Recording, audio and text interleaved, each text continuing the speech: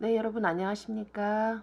벌써 비대면 수업 7주차를 맞이하게 됐네요. 여러분들이 빨리 학교 올 수 있는 그날을 기대하면서 오늘 수업 바로 시작하도록 하겠습니다. 자, 오늘 수업은 다문화 융합의 반영을 통한 몸에 맞는 실루엣으로 변화했다는 로마네스크 시대의 복식에 대해서 한번 살펴보도록 하겠습니다. 자, 그러면 수업 먼저 들어가기 전에 지난주 여러분들이 아주 빨리 제출해 주셨던 그런 과제 중에서 하나를 뽑아서 여러분들하고 다시 한번 간단 정리를 한번 해보겠습니다. 과제 리뷰, 비잔틴 복식에 영향을 준 세 가지 요소가 뭐냐라고 얘기를 했더니 여기에서 이제 기후와 지리, 경제, 문화 활동이라고 이렇게 얘기를 주셨는데요. 사실은 제가 문제를 조금 잘못 냈나요? 복식에 영향을 준 요소, 이게 크게는 기후, 지리, 경제 모든 것들이 영향을 주는 요소들이 되겠지만 사실은 제가 이제 여기에서 문화적인 요소, 요것들을 말씀을 드렸던 것 같아요. 그래서 여기서 그리스와 그리스도교적인 영향, 비잔틴, 자, 요거를 제가 잠깐만 제 질문했던 의도로 한번 수정을 해보면요. 크게 중세 이제 동로마가 어디로 콘스탄티노플로 이전을 해가면서 만들어진 비잔틴 제국의 천년 역사 복식에 영향을 준 요소는 그리스와 로마의 어떤 그런 정통성이 기반이 된다고 보면요. 요게 벌써 이제 두 가지가 되겠죠. 그 다음에 중세라는 것은 이미 로마 말기에 그 기독교라는 것이 정식 종교로 공인이 됐죠. 그래서 이제 기독교의 영향, 기독교의 어, 기독교의 영향을 무시할 수가 없고요. 그래서 중세 같은 경우에 신체 노출을 하지 않는 그런 또 두르게 형태의 어떤 기본적인 그런 것들이 또 발전했다라고 얘기를 하고요. 비잔틴에서 마지막으로 비잔틴의 지리적인 위치가 어디냐? 동서양의 접점의 위치에 있다라는 것들 때문에 어떤 동방의 영향을 받아서 동방에서 넘어온 그런 화려한 뭐 실크의 어떤 색채 감각이 비잔틴 복식에 있어서 좀 더 화려한 부분을 줄 수 있는 그런 요소로 작용을 했다. 이렇게 보면 되겠죠. 그래서 이렇게 좀 수정을 하겠습니다. 넓은 범위에서 하나도 틀린 것은 없으나 제가 이제 질문의 요지를 확실하게 얘기를 한다면 요렇게 제가 여러분들이 기억하고 알아주기를 바랬다라는 거 요겁니다. 자, 그 다음 이제 팔루다멘툼, 튜닉, 달마티카에 표현된 의복의 표현들이 뭐냐? 예, 여기에서 보면은 타블리온, 왕족을 상징하는 얘기. 그 다음 튜닉 같은 경우는 이제 언더 튜닉, 슈퍼 튜닉으로 물론 나눠지는데 여기에서 사용된 의복의 표현들이라고 얘기를 했기 때문에 제가 여기서 원한 것들은 뭐냐? 튜닉 중에서 비잔틴 시대의 튜닉은 유독 길이가 좀 길거나 이런 것들이 많아서 슬래시 장식이라는 것이 사용이 됐다는 거. 슬래시가 뭐였다? 옷 옆선이든 앞중심선이든 이렇게 갈라놓는 것들 있죠. 벌어지도록. 이 벌어지는 것은 활동을 편리하게 하는 그러한 수단이 또 되기도 했다라는 거. 자, 그 다음 달마티카는 뭐 어떤가?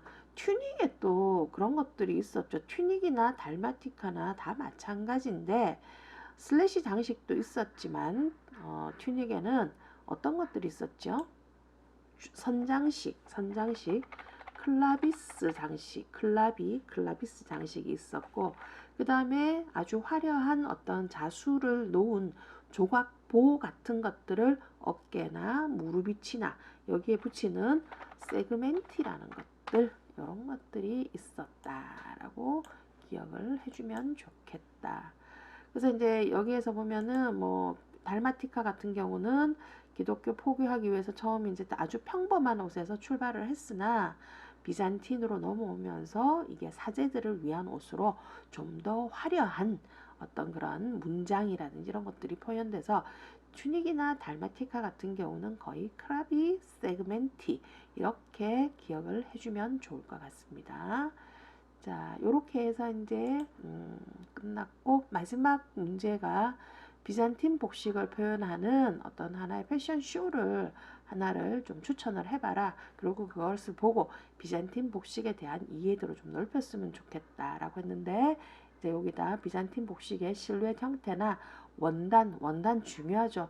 그죠? 화려한 색채 감각이 있다라는 그런 것과 그다음 액세서리도 아주 화려하게 표현을 했다는 것처럼 그리고 무게감 있고 고급스럽고 뭐 우아해 보였다 이렇게 표현을 하고 있습니다.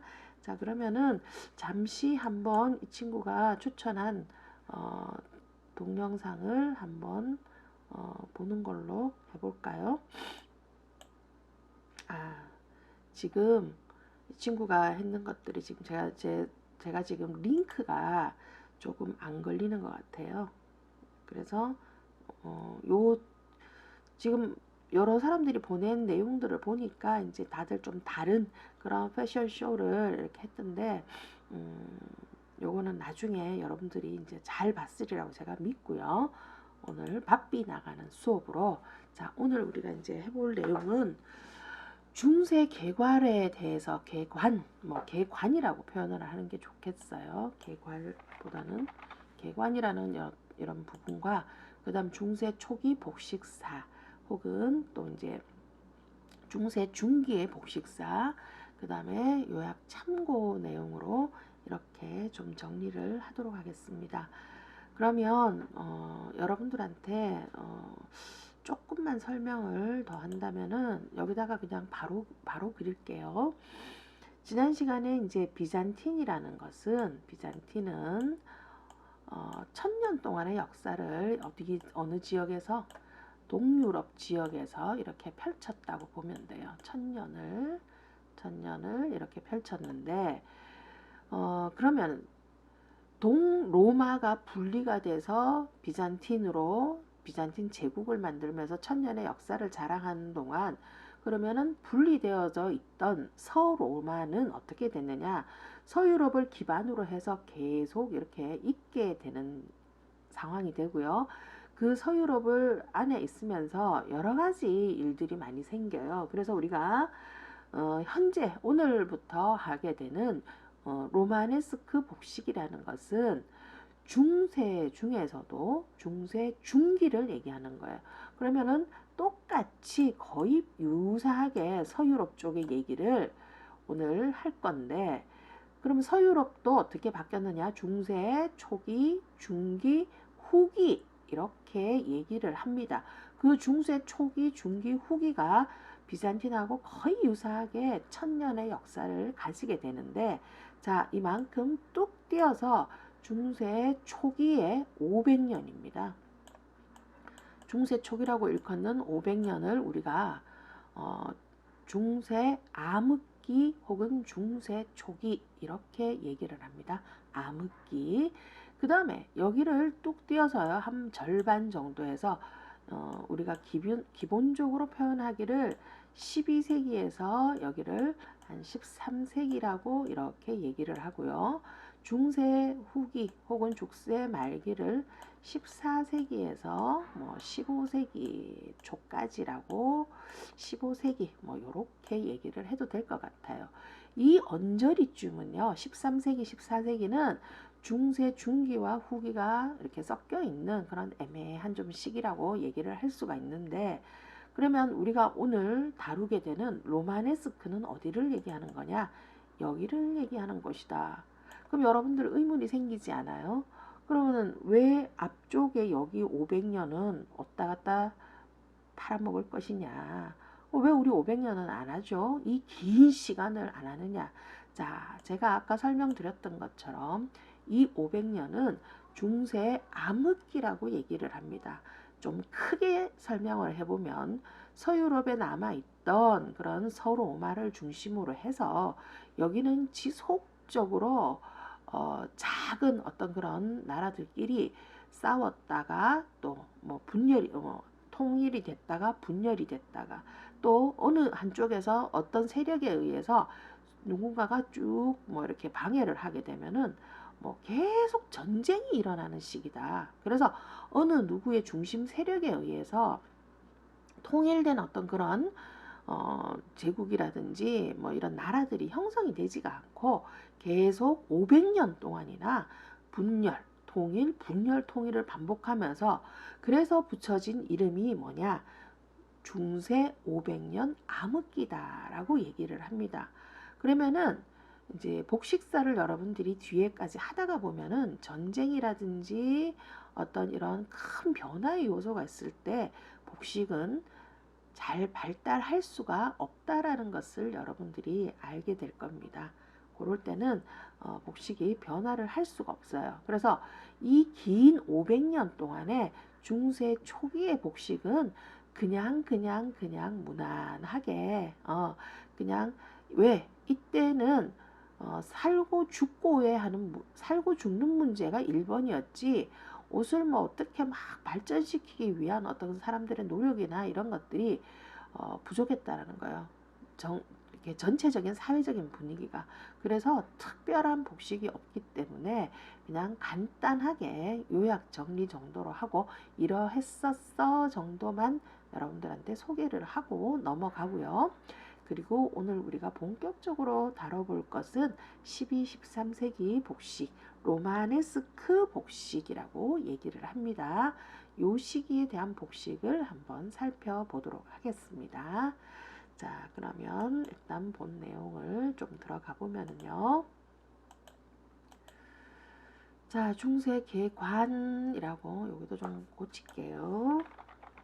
계관이라고 이렇게 고치고 동서로마가 결국은 이렇게 분리가 돼서 동로마가 어디로? 동유럽으로 가고 서로마는 AD 이제 기원 후 476년이 돼서 그냥 서로마에 남게 된다라는 거죠.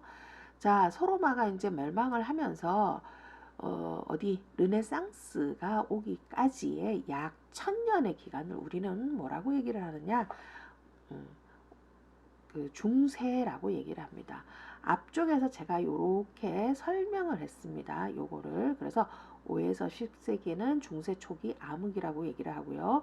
11, 12세기 혹은 12, 13세기 혹은 여기에서 얘기하는 것처럼 아까 말씀드렸던 것처럼 12, 13세기 요 사이가 좀 애매하게 되는데 11, 12세기, 13, 14세기라고 얘기를 하지만 11, 12, 13세기, 13세기 약간 오버랩 되면서 뭐 13, 14세기, 15세기 뭐 요렇게까지도 얘기를 합니다.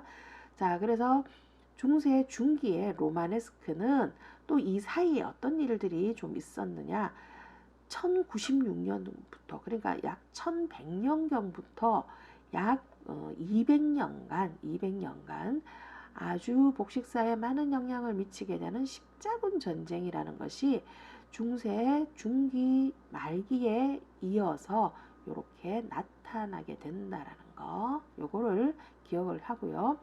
로마네스크 시대다라고 얘기하는 것은 뭐냐? 여러분 앞서 했던 로마와 비슷한 로마와 같은이라는 뜻으로 로마네스크라는 요 말이 붙여졌다라는 얘기예요. 그러면은 어떻게 로마와 좀 비슷한 부분이 있어 라는 것을 여러분들이 한번 찾아보면 되겠는데 특히 건축의 양식이라든지 이런 거에서 많이 찾아볼 수 있을 겁니다. 자, 그러면은 이제 오늘 내용이 엄청 많기 때문에 조금 속도를 빨리 해서 한번 가보겠습니다. 그림으로 보는 중세 비교라고 해서 중세 초기와 중기 미술에 해당되는 내용이겠죠. 그래서 전체적으로 침침하고 음산한 분위기. 그래서 우리가 중세라는 것이 어떻게 보면은 중세 말기에 가면요. 중세의 화려한 측면을 볼 수도 있습니다. 그렇지만 대부분 중세 이렇게 얘기를 하면요. 중세 초기에 어떤 그런 암흑시대 이것들을 좀 상상을 먼저 하게 돼요. 그래서 분위기가 좀 이렇게 슬퍼 보인다라고 이렇게 정리를 좀 해봤고요. 그 다음 중세 중기는 이제 어떠냐? 표정이 점점 자유롭고 좀 밝아 보인다라는 거. 그 다음 이 이후부터는 소위 요즘 우리가 얘기하는 프랑스라는 것의 전신인 프랑크 왕국에 의해서 주도를 받으면서 이 유럽이 오늘날의 어떤 강국들의 형태를 기본적으로 좀 구축하게 되는 그런 시기다. 이렇게 볼 수가 있습니다. 자, 그 다음 페이지 넘어가 보겠습니다. 사회문화적 배경에서 보면은 중세 초기에 대한 내용인데요. 요까지는 아까 설명이 됐고요. 프랑크족이 그 다음에 메르빙 왕조, 카롤링 왕조 이러면서 비교적 안정되었으나 계속 분열 통일을 거듭하는 그러한 무질서, 혼란의 시기를 가져오게 된다라는 겁니다. 그래서 암흑의 시대다 이렇게 얘기를 하고요. 요 밑에 적혀져 있는 봉건 장원 제도는 본격적으로 우리 중세 중기 그러니까 로마네스크에 가서 좀 더 설명을 할 건데요. 자, 요거는 뒤로 넘어가서 설명을 좀 합시다. 그 다음 중세 초기의 복식은 그러니까 중세 초기는 그닥 그렇게 특징적인 어떤 복식의 형식을 띈다라고 얘기하기가 좀 그래요. 그래서 이러이러한 것들이 있었어 정도만 우리가 보고 넘어가는 걸로 하겠습니다. 이때 분열 통일을 거듭했다고 그랬기 때문에 특별한 어떤 주체적인 그런 복식의 형태라기보다는 여러 가지 형태들이 좀 혼합이 되어서 표현되어지는 어떤 그런 형태를 보이고 있다라는 게 좀 특징인 것 같고요. 그 다음에 이제 좀 더 전쟁 많이 하고 이러니까 좀 더 실용성 있는 그런 편한 스타일들인데 기본 복식은 튜닉이나 브레나 망토, 브레라는 것은 바지의 일종입니다. 그래서 여기 보면은 바지로 노동이나 말을 탈 때 남자들 많이 착용했던 그런 바지 형태다. 이렇게 설명을 할 수가 있습니다. 그리고는 우리가 앞에서 다 봤던 그런 복식, 특별하게 어떤 복식의 형태가 두드러지게 표현되는 것은 보이지 않는다. 이렇게 얘기를 할 수가 있습니다. 자, 이제 넘어가서요. 중세 중기를 우리가 지금부터 조금 더 면밀하게 한번 살펴보겠습니다. 11세기 유럽의 어떤 지도들이 지금 여기에 이제 이렇게 표현이 되어 있는데요. 중세 초기의 500년의 어떤 혼란기를 벗어나서 이제 점점 통일과 안정을 되찾게 된다라는 이런 것이 있는데 여기 보면 오늘의 영국과 그 다음에 프랑스와 그 다음에 이제 이쪽에 이탈리아 같은 경우 이렇게 해서 거의 이때에 오늘날의 우리 서유럽의 어떤 그런 국가의 형성기를 맞이하게 된다라고 얘기를 하고 있습니다. 그래서 그 역사를 이렇게 쭉 보면은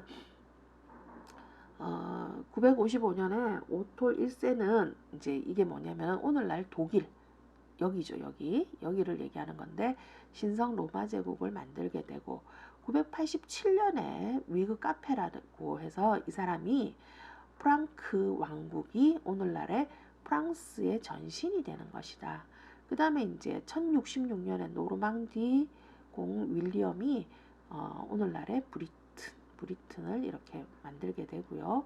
또 이쪽 지역을 통해서 이제 고딕을 지나서 이제 근세에 들어가게 되면은 여기에서 또 이제 이탈리아 반도를 중심으로 해서 새로운 문화가 아주 영향력 있게 또 나타나기도 시작을 합니다.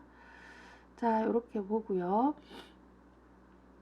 그 다음에 요 페이지를 먼저 보겠습니다. 정치, 경제, 사회에 대한 것들을 그냥 크게 이렇게 좀 얘기를 해놨는데요.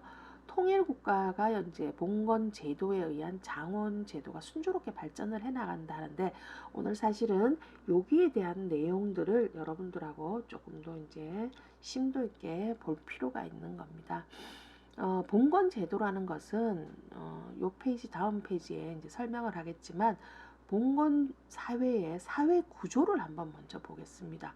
국왕이 있고요. 국왕 아래에 누가 있느냐면은 이 중세는 이미 이제 누가 장악을 한 시기다. 쉽게 얘기하면은 교회, 기독교가 장악을 한 시기다. 이렇게 보면 되겠습니다.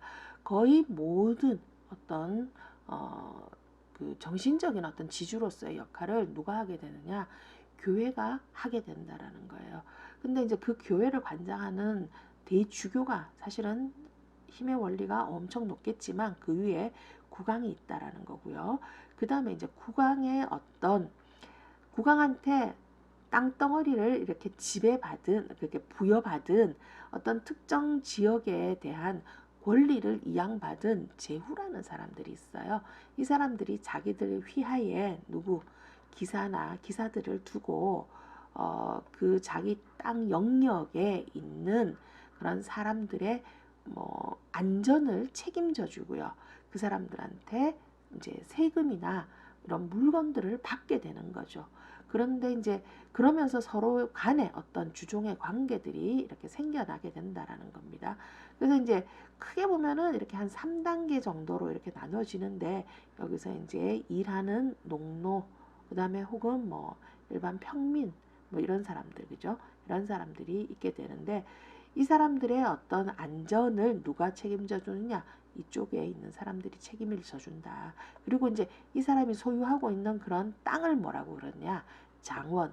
장원 안에서 자급자족을 통해서 모든 것들을 생산하고 하는 그런 시스템이 뭐냐? 농업 경제 시스템이 장원제도다. 이렇게 얘기를 하고, 봉건 제도라는 것이 이러한 계층 구조로서 얘기되는, 그러니까 서로 간의 주종 관계가 이루어지는 그러한 관계가 봉건 제도다, 이렇게 얘기를 하게 됩니다. 그래서 장원 제도를 기반으로 해서, 경제적인 기반으로 주군과 가신 간의 계층적인 보호, 이 사람들이 보호를 해주고 여기는 충성을 하면서, 그 다음에 그 안에서의 토지를 서로 주고받으면서 이 사람들은 이제 뭘 하는 거야? 노동을 하는 거죠. 노동으로서 자기들의 어떤 안전을 보호받는 어떤 그런 역할을 하게 됩니다. 그래서 이제 여기 보면은 뭐 의무와 공납, 그다음 향응의 의무가 이 사람들은 있다라고 얘기를 하게 됩니다. 자, 그 다음에 이제 기사제도. 아까 거기에서 봤던 그 기사들의 역할이 있겠죠. 그래서 이제 왕과 영주와 기사. 그 다음 그 밑에 이제 농노가 있어서 부역과 공납을 하게 되고요. 영주는 그들을 보호 강제성을 조금 가질 수 있도록 그렇게 된다는 거고, 장원제도라는 것은 이러한 토지 소유자들이 농민과의 관계에서 어떤 주종의 관계를 맺게 되면서 하나의 마을 단위를 만들게 되는 거죠. 그래서 이제 마을의 어떤 중간이라든지 이렇게 기사들이나 뭐 제후 이런 사람들이 살게 되는 성을 이렇게 짓게 되고요. 하게 되는 거죠. 그래서 이제 유럽에는 오늘날도 가보면은 이렇게 유명한 성들이 많은 이유가 중세 때 이러한 제도에서 기인을 한 것이다, 이렇게 볼 수도 있겠습니다. 자, 이제 그 다음에 요거 봤고요. 그 다음 페이지로 이제 한번 넘어가 보겠습니다. 아까 앞에서 설명했던 것처럼 중세 중기 말기에 걸쳐져서 약 200년간 십자군 전쟁이라는 아주 긴 전쟁이 있었다라는 것을 꼭 얘기를 하고 가야 된다라는 겁니다. 그래서 십자군 전쟁이라는 것은 그럼 과연 뭐냐? 여기 밑에 설명이 있네요. 전쟁 참가한 군인들이 가슴과 어깨에 십자가 표시를 하고 전쟁에 참여를 했다라는 거예요. 뭐 이게 이제 더 깊게 들어가 보면은 하나님이 전쟁에 나가는 나를 아마 구원해 줄 것이다, 도와줄 것이다, 내가 또 특히 내가 죽지 않게 잘 봐줄 것이다라는 어떤 그런 염원의 표시로 십자가를 그렸는 게 아닌가 싶어요. 그리고 이 십자군 전쟁의 이제 그 원인을 한번 살펴보게 되면은, 원래 최초의 이제 이유는 이쪽에 동유럽, 그러니까 비잔틴 쪽에 그 비잔틴 제국을 망하게 했던 어떤 그런 그 오스만 투르크라든지 뭐 이쪽에 이슬람 세력들이 기독교인들이 에루살렘이라는 성지를 순례하게 되는데 이를 방해하면서부터, 그러면은 우리의 성지를 우리가 지켜야 되겠다라는 어떤 그런 기독교인들의 염원을 담아서 이들을 무찌르기 시작하기 위해서 먼저 이제 이게 시작이 됐다라는 거예요. 근데 여기 지금 표를 한번 여러분들 보세요. 보면은 총 지금 8차례의 걸쳐서 십자군 전쟁이 있었다라는 그런 루트를 이렇게 표현을 하고 있기는 해요. 근데 그 십자군 전쟁은 뭐 총 9차례다. 뭐 이런 얘기도 있고요. 자, 그러면 각 차수마다 이렇게 그 원정의 길들이 이렇게 있는데 이것을 보면은 여러분들이 좀 이상한 생각이 좀 들어야 될 것 같아요. 유럽 전역에 걸쳐서 이 십자군 전쟁이 그러니까 원정단들이 안 지나간 곳이 거의 없다라는 얘기예요. 그럼 원래의 뜻은 이 사람들이 뭐였어요? 자기네들의 성지를 가기 위한 어떤 그러한 것들을 방해하지 마라 라는 어떤 그런 목적에서 시작이 됐는데, 이 다음의 의도는 뭐냐면요, 기독교와 이슬람 간의 충돌이 아니고요, 실질적으로는 기독교라는 그런 교세를 확장해보고자 유럽 전역에 십자군 전쟁이 안 발발한 데가 없다. 이런 사람들이, 그러니까 전쟁에 참여한 사람들이 루트가 다 이렇게 전역에, 유럽 전역에 머물렀다라는 걸 알 수가 있는데, 사실은 그 안에 속뜻을 한번 살펴보면요, 인구 팽창을 해결하기, 그때 당시 중세에 인구 팽창을 해결하기 위한 노력도 있었지만, 실질적인 거는 각 장원의 장인, 그런 봉건, 영주, 제후 같은 이런 사람들이 자기네 세력을 과시하고, 그 다음에 이런 다른 모든 나라들을 정벌하면서 거기를 자기 거화시키고 싶어 하는 그러한 어떤 못된 욕망도 있었다라는 거.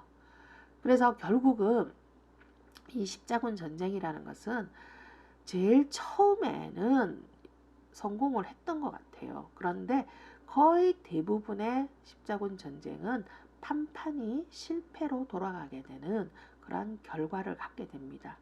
그래서 이제 이게 이제 1270년, 뭐 거의 13세기 이쯤이 되겠죠. 근데 200년간 전쟁을 하게 되면 어떤 문제가 생기느냐? 물자도 부족하게 되고요. 그다음 가서 계속 이 십자군 그 전쟁에서 패배를 하고 오게 됨에 따라서 기독교 교세 확장이라는 미명하에 하게 된 십자군 전쟁이 결국은 그 여러 사람들로부터 신뢰를 꺾이게 된다는 거예요. 불신의 불신이 된다라는 그런 결과를 갖게 돼서 결국 중세 말기에 가면요, 사람들이 종교에 대한 회의를 가지게 된다는 거예요. 내가 왜 이 종교를 믿어야 돼? 결국 신이 나를 구원해 주지 않아라는 어떤 그런 불씨를 갖게 되는 계기가 돼서 결국 십자군 전쟁의 실패는 중세를 마무리하게 되는, 중세를 접게 되는 그러한 도화선 역할이 되게 될 수밖에 없었다라는 거, 이러한 어떤 뜻이 있습니다. 자, 이제 그 다음 결국은 그래서 재력과 인력을 손실하게 되고 교회의 절대적인 권위가 떨어지게 되는 거죠. 교회의 절대적인 권위가. 그 다음 이 과정에 또 교회가 심한 뭐 부정부패라든지 이런 것들을 통해서 사람들한테 교회의 권위가 이미 떨어지기 시작을 하게 됩니다. 자, 그런데 이제 봉건제도 몰락의 징후로 갖고 오게 되기도 하고요. 그 다음 이 전쟁으로 인해서 다른 지역과의 활발한 교류라든지 이런 것들을 통해서 오히려 사람들이 한 곳에 머물러 있지 않도록 하는 그런 영향을 끼치게 됐다라는 거죠. 그래서 장원 해체에 결정적인 영향을 하게 된다라는 것들이 있습니다. 자, 요 밑에 복식의 영향은요, 여러분들이 아직 로마네스크 시대 복식에 접근을 못했기 때문에 요거는 뒤로 좀 밀어서 다시 한번 보도록 하겠습니다. 자, 그 다음 이제 로마네스크 건축 양식이라고 해서 로마 시대의 건축, 로마와 비슷한 그런 건축 양식이 뭐냐, 거기에서 이름이 붙여져서 로마네스크 건축 양식이다라고 이렇게 이름이 지어지게 됩니다. 그래서 이제 그 특징을 한번 보면은 교회의 어떤 상징성을 표현하기 위해서 십자형의 건물 배열을 했다라는 것이 특징이다. 여기에서 보면은요, 자, 이렇게 십자형으로 구성이 되어 있다라는 거. 요것이 지금 하나의 특징으로 되어 있고요. 단면도 모습에서 보면은 잘 볼 수가 있습니다. 그 다음에 석조로 된 둥근 지붕, 석조로 된 둥근 지붕과 원통형 교차 궁융이라고 뭐 어렵게 이렇게 설명을 하고 있는데요. 자, 여기에서 보면은 아무런 뭐 접착제라든지 이런 걸 쓰지를 않고 돌만 맞춰서 이렇게 원형의 아치를 만들게 되는 겁니다. 요 아치를 이렇게. 그러면 돌이 자기들끼리 부딪히면서 서로의 힘에 의해서 이러한 형태와 모양을 갖게 되는 거. 요것이 둥근 아치, 둥근 아치가 특징적인 것이 로마네스크 건축의 제일 키포인트다. 그러면은 십자가형의 건물 배열과 그 다음에 두꺼운 벽, 그 다음에 둥근 아치 이런 것들이 특징이다. 자, 그 다음에 여기서 여러분들이 좀 느낄 수 있을는지 모르겠습니다만 거의가 다 재료가 석조예요. 석조. 아주 단단한 두꺼운 돌로 만들어져 있는데 여기 제일 정면에 보면요. 석조로 되어 있는 건물들이 다 이렇게 쌓듯이 이렇게 되어 있기 때문에 이때의 기술로는 아직 유리창이라는 걸 내기가 상당히 힘들었다고 그래요. 그래서 유리창이 모든 교회 건물 안에 보면은 조금 더 작은 형태로, 여기 뭐 이게 여러분들 잘 보이는지 모르겠어요. 이렇게 점처럼 이렇게 표현되어 있는데, 그래서 특히 로마네스크 건축 양식에서는 창문의 크기가 아주 작다라고 얘기를 합니다. 그래서 두꺼운 벽과 아치가 있는 고대 로마 석조 건축과 닮았다고 얘기를 해서, 그래서 로마네스크라는 것이 어떤 하나의 양식적인, 그죠? 그런 측면에서 이름이 붙여지면서 우리가 중세 중기의 양식인 로마네스크 이렇게 그냥 얘기를 하게 된다라는 겁니다. 자, 그래서 뭐 여기 보면은 이제 슈파이어 대성당의 천장이라든지 뭐 여러 그 로마네스크 형태의 양식을 따서 만든 그런 유럽의 교회 양식들이 지금 소개가 되고 있습니다. 자, 이제 그 다음 페이지를 한번 볼까요? 지워야 되겠네요. 피사, 여러분들이 잘 아는 어떤 피사의 뭐 사탑이 이렇게 있는 거기에 세례당도 역시 여기서 보면은 이렇게 되어서 전형적인 뭐 그런 걸 볼 수가 있고요. 로마네스크 양식을 볼 수가 있고, 자, 이제 여기서 표현하고 있는 뭐 이런 것들, 둥근 아치가 뭐 상징적으로 뭐다, 로마네스크를 상징하는 것이다, 이렇게 얘기를 하고 있습니다. 자, 그 다음에 이제 복식으로 한번 넘어가 보도록 하겠습니다. 복식은 이전 중세 초기에 아주 혼란스러웠던 어떤 그런 시대의 배경에다가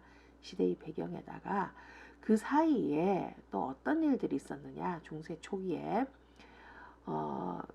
요즘 유럽으로 따지면요, 북부, 그러니까 북유럽 쪽부터 시작이 되는 그런 쪽에 많이 있던 어떤 게르만족이라는 그런 사람들, 특히 서유럽에 있던 사람들은 이 게르만족이라는 사람들을 상당히 야만시 여기게 되는 그런 그 경우가 있었는데요.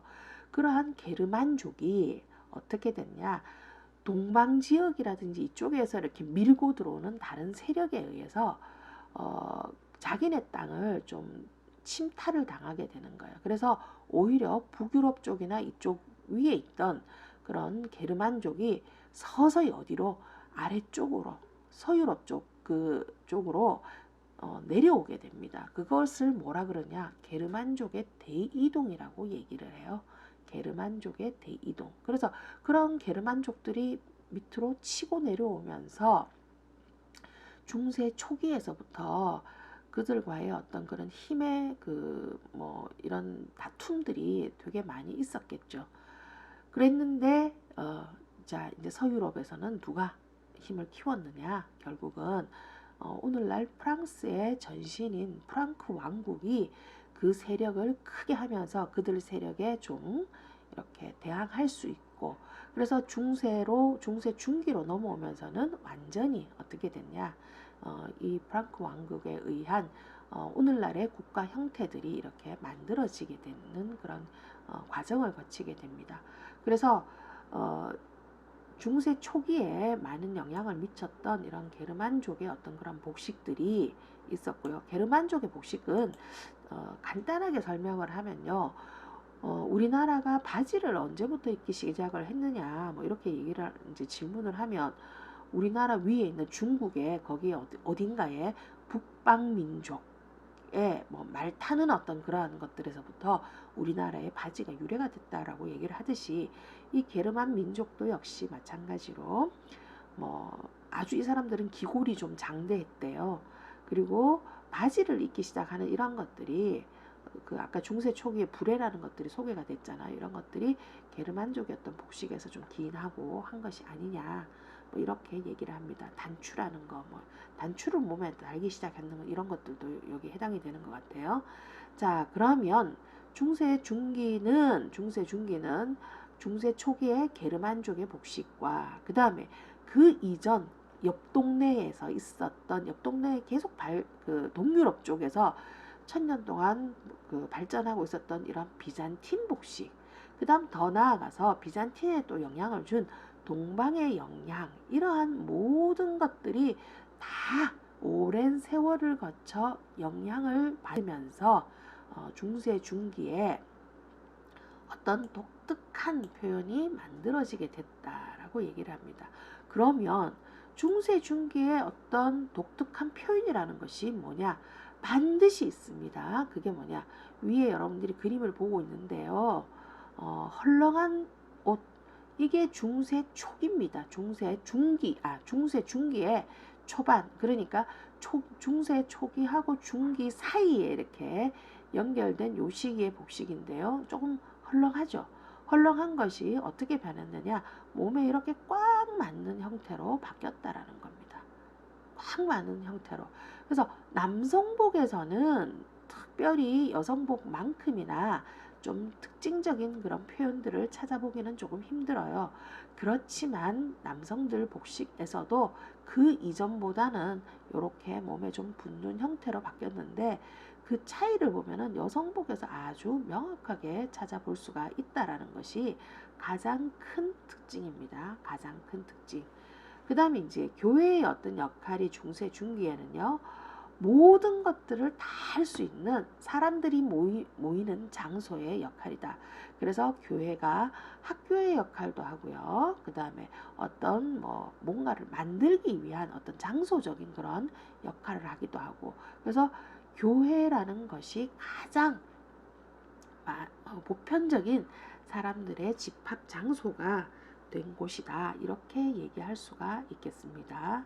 그리고 여기서 정말 강조하고 싶은 게 중세에서 아까 건축에서 여러분들이 봤던 것처럼 중세의 건축이라고 얘기를 하면요.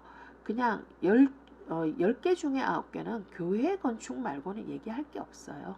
그래서 그 시대에 아주 지배적인 영향을 미쳤던 종교라는 것이 가장 큰 영향 요소가 되겠지만 건축에 있어서의 모든 그 발전 현상들은 무엇을 본다? 교회 건축의 어떤 그런 형태를 보면은 가장 잘 나타나 있다라는 거, 요거 강조합니다. 중세의 건축은 뭐다? 교회 건축에서의 아주 큰 발전이 있다. 요거 기억하고요. 그만큼 교회가 중요했다라는 거죠. 자, 그 다음 기본적인 복식이 이러한 복식이 있는데 이거를 이제 지금부터 여러분들 한번 자세하게 좀 살펴보도록 하겠습니다. 자, 먼저 중세, 중기, 로마네스크 시대 복식 이럴 경우에 가장 큰 특징을 가지는 복식 중에 하나를 우리는 뭐라고 얘기를 하느냐? 불리오라고 얘기를 합니다. 불리오. 자, 이름 잘 기억해 두세요. 불리오라고 얘기를 하는데 달마티카나 튜닉이 헐렁했잖아요. 그러한 옷이 어떻게 이제 몸에 좀 꼭 끼는 형태로 바뀌게 된다라는 거예요. 자, 그래서 귀족 남녀가 착용을 했다라고 얘기를 하고 전형적인 불리오의 완성은 몸에 꼭 맞도록 하고 뒤나 옆을 등 뒤나 그다음 이 옆선 쪽을 트고 X자 형태로 끈을 맨다라는 거예요. 그래서 그 끈을 끼워서 이걸 조이면서 몸에 맞는 실루엣으로 만들게 된다라는 거. 오늘날 같은 경우는 몸에 유연한 곡선이 표현되게 하기 위해서 뭐 옷의 소재로 사용되는 것들이 스판 소재가 있는 것들이 워낙 많잖아요. 그런 것들을 했지만 이 시기에는 그러한 소재들이 발달되지 않았기 때문에 등 뒤나 옆선 쪽에서 X자형으로 끈을 끼워서 그것을 조임으로써 몸에 꼭 맞는 실루엣을 만들어낼 수 있었다라는 겁니다. 그리고 또 하나의 특징이 넓은 소매라는 거예요. 지금 여기에서 보면은 소매가 이렇게 길게 돼 있어요. 요렇게 지금 아래쪽으로 이렇게 처지게 돼 있고, 여기도 보면 소매 끝이 이렇게 돼 있다라는 거예요. 지금 여기에 보이는 요거는 분리호가 아닙니다. 요거는 안에 입은 속옷의 일종이 바깥에 그냥 길게 돼 있어서 속옷이 바깥으로 나는 거고요. 분리호는 이렇게 길게 여기 지금 치렁치렁하게 이렇게 돼 있는 거, 요 부분을 얘기하는 거예요. 자, 그 다음에 이제 긴 허리끈 장식을 하고 있다고. 자, 허리끈을 어떻게 착용을 하느냐. 여기서부터 착용을 해요. 중간을 여기 대고요. 뒤에 가서 허리 뒤쪽에 가서 크로스 하고요. 다시 앞쪽으로 이렇게 내려와서 앞쪽에서 이렇게 여밈을 해서 이렇게 늘어뜨리는 겁니다. 자, 이거 이제 어디선가 여러분들이 한번 본 듯한 그런 표현 방법이에요. 우리 이집트 시대에 로잉 크로스를 착용할 때 뒤중심은 올려서 있고요. 앞중심으로 이렇게 내려서 여밈을 하는 그런 것들을 여러분들이 봤을 겁니다. 그것처럼 긴 끈의 착용 형식을 어떻게 하고 있느냐. 앞중앙에서 이렇게 아래쪽으로 늘어뜨려서 앞중앙에서 여며서 늘어뜨리고 있어요. 당연히 이렇게 착용을 하면 어떤 느낌이 들까? 이거는 중세시대의 어떤 그림이라든지 여기서도 나오는 것들이 있는데요. 여기에 아랫배가요. 조금 더 도드라져 보이게 표현이 될 겁니다. 착시 현상으로요. 그래서 왜 이렇게 입느냐? 이것도 역시 아마도 농업을 좀 기반으로 여기도 중세는 상공업이 뭐 발달했다는 얘기가 있지만 농업을 기반으로 한 이런 데서 다산을 숭상하기 위한 방법이 아니었을까, 의복에다 표현한 방법이 아니었을까라고 추측을 하기도 한답니다. 자, 그 다음에 이제 여기 보면은 체형을 드러내는 것이 금지된 기독교 교의에 반하는 현상이다. 이게 뭐냐면은요. 복식의 아름다움을 표현하기 위한 여러 가지 수단 중에서 기독교적인 어떤 그런 논리에 의하면은 신체 노출을 사실은 금지를 한다라고 얘기를 했어요. 그래서 이제 가장 큰 신체 노출은 피해 간 거예요. 나 옷 입었어 라고 이렇게. 그렇지만 하지 마라 그러면 더 하고 싶은 게 사람의 심리잖아요. 그래서 그렇지만 나 신체 노출은 절대 안 했어. 그렇지만 몸의 곡선을 완벽하게 드러내놓는 이러한 복식의 착용 방법을 했다라는 게 좀 특징이라는 거예요. 그래서 기독교의 어떤 교의에는 반하지만 이때 복식의 어떤 하나의 큰 특징으로 지금 유행을 하게 된다라는 겁니다. 그래서 이제 이 곡선화의 경향이 유럽 시대 복식의 실루엣을 결정하는 아주 중요한. 그래서 이제 어떻게 이렇게 곡선화를 하느냐? 밀착에 의한 방법으로. 그 밀착은 어떻게 했느냐? 자, 여기에 있죠. 여기에. 요게 어떤 하나의 이제 방법으로 대두되게 되는데, 몸에 꼭 맞게 하기 위해서 뒤나 옆을 X자 끈을 사용해서 조았다라는 거예요. 자, 이제 울과 실크라는 이런 소재들을 사용을 했고, 자, 분리호 이러다 보니까 이것이 길이가 확 짧아지거나 해서 오늘날 이것은 우리가 블라우스의 기원으로 삼기도 한다라는 이러한 얘기가 있습니다. 분리호가 오늘날 블라우스의 기원이다. 이렇게 얘기를 합니다. 자, 이제 그 다음 페이지를 한번 보겠습니다. 그래서 이제 분리호에 좀 디테일한 그런 어떤 패턴을 누가 또 찾아왔더라고요. 그래서 요 뒤쪽에 뒷판에 이렇게 끈을 끼울 수 있도록 하는 거, 요것이 특징이고, 자, 여기에서 이제 완벽한 분리호의 소매를 여러분들이 이렇게 보게 됩니다. 그래서 복식 사상 이렇게 이제 소매가 길고 넓게 이렇게 되는 거는요, 몇 안 되는 좀 특징적인 거라고 볼 수가 있습니다. 그래서 거의 이것이 땅에 끄일 정도로 이렇게 착용이 되고 있는데요. 끄이니까 어떻게 해요? 걸어갈 때 불편하죠. 그래서 그 걸어갈 때 불편함을 해소하기 위해서 요 끝자락을 이렇게 묶어서 그렇게 착용을 하기도 했다라고 얘기를 합니다. 자, 아까 설명드렸던 이러한 복부를 강조하는 이러한 장식은 설명을 드렸습니다. 자, 이제 그 다음 쉥즈라고 얘기를 하는 것이 있는데요. 요거는 불리오 밑에 착용한 전반적인 속옷의 일종입니다. 그래서 프랑스 용어로 표현하면 쉥즈가 아마 된다고 얘기를 해요. 근데 이걸 영어식으로 표현하면은 슈미즈라는 얘기는 여러분들이 좀 들어봤을 것 같아요. 그래서 속옷의 역할을 하는 건데 얘는 불리오의 소매가 넓기 때문에요. 오히려 소매가 길고 몸에 꼭 끼는 듯한 형태로 되어 있고, 그 다음 목둘레선도요. 목 있는 부분도 좀 위로 쑥 올라오게 해서 속옷이 바깥으로 불리오를 그 위에 입었을 때 이 속옷이 바깥으로 자연스럽게 그냥 보이도록 하는 그런 역할을 했다고 합니다. 그래서 요것도 역시 얇은 울이나 린넨으로 만들어져서, 자, 그러면은 여기서 제가 한번 표현을 해 보겠습니다. 전체적으로 쉥즈의 모습은 자, 소매가 꼭 끼도록 이렇게 돼 있고요. 지금 여기에서 보는 모습은 요거는 이렇게 쭉 늘어져 있는 요거는요 불리오예요. 불리오고 여기에서 쉥즈를 찾는다면 요게 쉥즈가 되는 거죠. 요게 쉥즈가 되는 거고요. 자, 꼴사주라는 것이 있네요. 꼴사주는 뭐냐? 꼴사주 이렇게 계속 얘기하다 보면 콜셋이라는 여러분들 용어를 아는지 모르겠어요.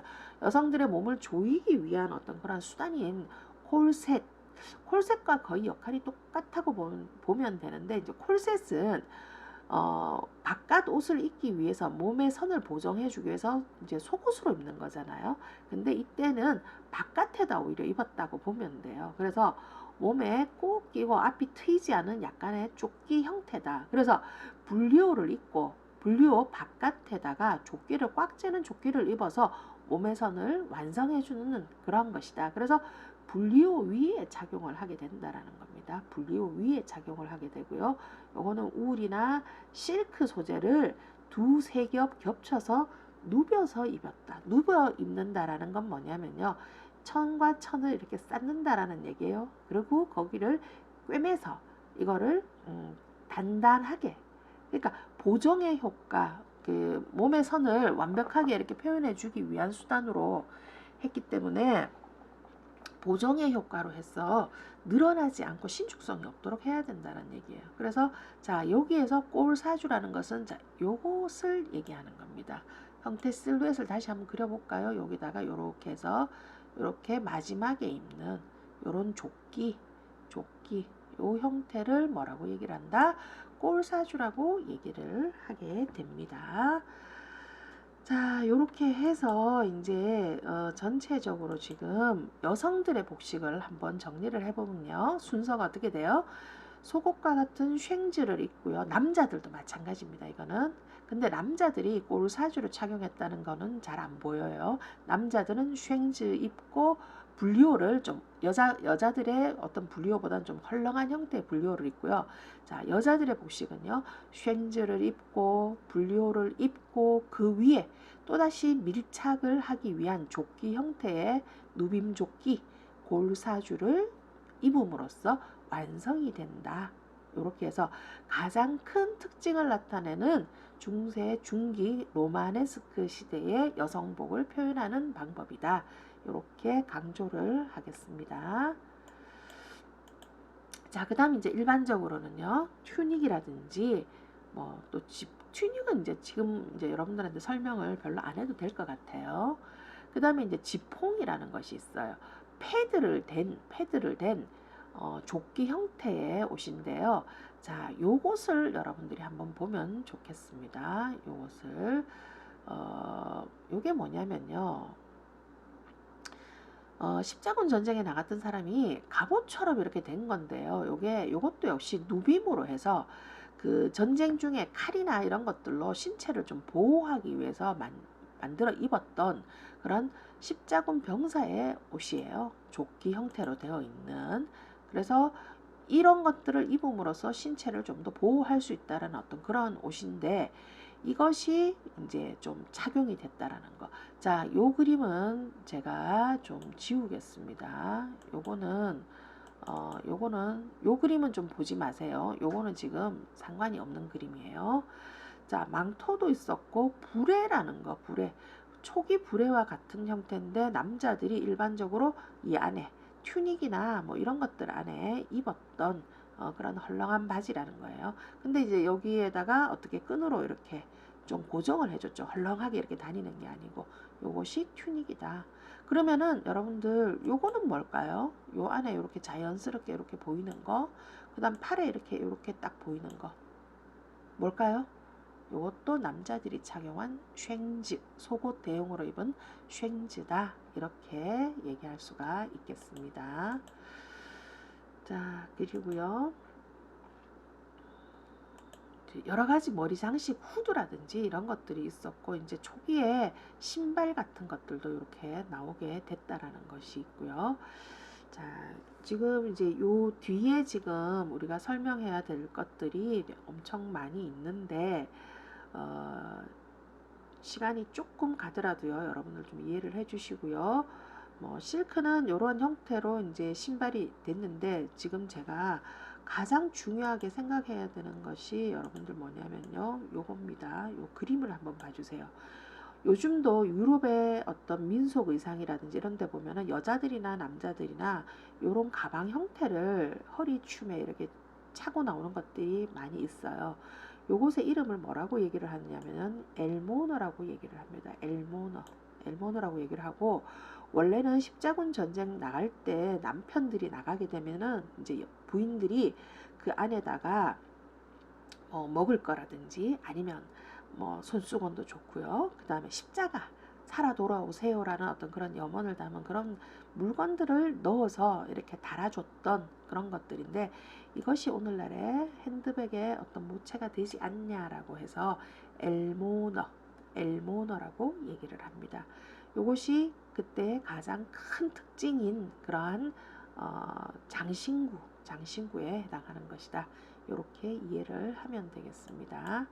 엘모너 꼭 기억해 주기 바랍니다.